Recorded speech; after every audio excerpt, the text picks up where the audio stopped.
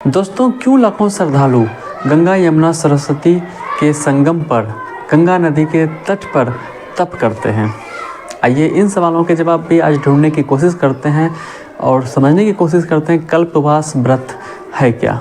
नमस्कार, बातें आज कल्पवास की दुनिया भर में होने वाले सबसे बड़े आध्यात्मिक आयोजन महाकुंभ में होने वाले इस महापर्व कल्पवास की।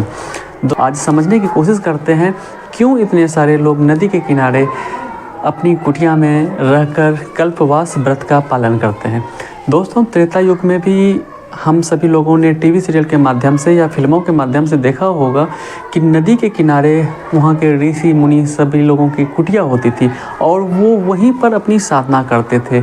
उनकी कुटिया नदी के किनारे ही होती थी और वही परंपरा बिल्कुल वही परंपरा और उन्हीं की तरह आज कई सारे लोग नदी के किनारे संगम स्थल प्रयागराज में अपनी कुटिया में रहकर कल्पवास व्रत का पालन करते हैं और बिल्कुल सादा जीवन जीते हैं, भौतिक सुख सुविधाओं को छोड़कर। दोस्तों, कल्प का मतलब होता है समय, बड़ा समय, और वास का मतलब होता है ठहरना, निश्चित समय के लिए कहीं ठहरना। इन शब्दों से भी कल्पवास का अर्थ हम समझ सकते हैं। दोस्तों, कहीं कहीं लोग आपको आशीर्वाद देते हुए मिल जाएंगे कि काया कल्प हो जाए, यानी कोई अस्वस्थ व्यक्ति है उसकी निरोगी काया हो जाए, मतलब उनके शरीर की बीमारियां खत्म हो जाए और वो शुद्ध और मजबूत बने। साथियों, कल्प का मतलब पद्म पुराण के अनुसार एक प्रकार का धार्मिक अनुष्ठान है जिसमें व्यक्ति प्रकृति के निकट होकर आध्यात्मिक ज्ञान प्राप्त करने की कोशिश करता है। साथियों, कल्प का वर्णन विभिन्न धर्म ग्रंथों में अलग अलग हो सकता है और इसका अर्थ और महत्व भी अलग अलग हो सकते हैं। दोस्तों, महर्षि दत्तात्रेय जी ने पद्म पुराण में कल्पवास का वर्णन किया है। उनके अनुसार 21 ऐसे नियम हैं जो प्रत्येक कल्पवासी को करने चाहिए या जरूरी होते हैं, जिसमें पहला नियम है तीनों समय गंगा में स्नान, अहिंसा, दया भाव, मांस मदिरा का त्याग, इंद्रियों पर नियंत्रण, ब्रह्मचर्य का पालन, ब्रह्म मुहूर्त में जागना, स्नान, दान, जप, सत्संग, वेदाध्ययन, भूमि शयन, श्रद्धा पूर्वक देव पूजन, संकीर्तन, सत्संग, दिन में एक समय फलाहार या सादा भोजन के बारे में बताया है। कल्पवास व्यक्ति को शारीरिक और मानसिक रूप से मजबूत बनाता है। यह व्यक्ति को धैर्य, संयम और अनुशासन सिखाता है। यह व्यक्ति को आत्मज्ञान और मोक्ष प्राप्ति का मार्ग भी दिखाता है। दोस्तों, पद्म पुराण में महर्षि दत्तात्रेय जी ने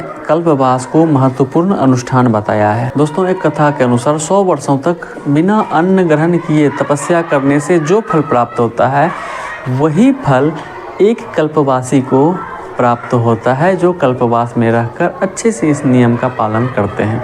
कल्पवास में वेदाध्ययन और ध्यान पूजा भी लोग करते हैं। दोस्तों, एक और कथा के अनुसार महाभारत में मार्कंडेय जी ने धर्मराज युधिष्ठिर को बताया कि प्रयाग तीर्थ सब पापों का नाश करने वाला है और जो कोई 1 महीना इंद्रियों को बस में करके यहाँ पर स्नान, ध्यान और कल्पवास करता है उसके लिए स्वर्ग में भी जगह सुरक्षित हो जाता है। दोस्तों, कल्पवास का मुख्य उद्देश्य भौतिक जीवन से दूर रहकर आत्मा और परमात्मा के बीच का संबंध को मजबूत बनाना होता है। दोस्तों, कल्पवास हमें ये सिखाता है जीवन में सरलता और अनुशासन से कितनी शांति पाई जा सकती है। त्याग, भक्ति और साधना के माध्यम से हम अपने जीवन को बेहतर बना सकते हैं।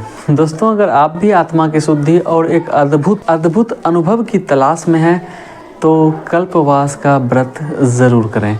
ये 1 दिन, 3 दिन, 6 दिन, 6 महीने, 6 साल या आजीवन भी हो सकता है। दोस्तों, कितना अच्छा लगता होगा कि त्रेता युग के समय का माहौल हमें आज भी मिल रहा है, वो भी प्रयागराज महाकुंभ में कल्पवास के दौरान। ऋषियों की कुटिया और ऋषि मुनि सब अपनी तपस्या में, साधना में लगे हुए हैं। तो हम लोग भी इस महत्वपूर्ण समय का साक्षी बने और वहाँ पर कुछ दिन शांति और सुकून से जीने की कोशिश करें इस भागदौड़ भरी जीवन में। तो धन्यवाद। अगर वीडियो अच्छी लगी हो तो लाइक और चैनल को सब्सक्राइब जरूर कर दीजिएगा। धन्यवाद।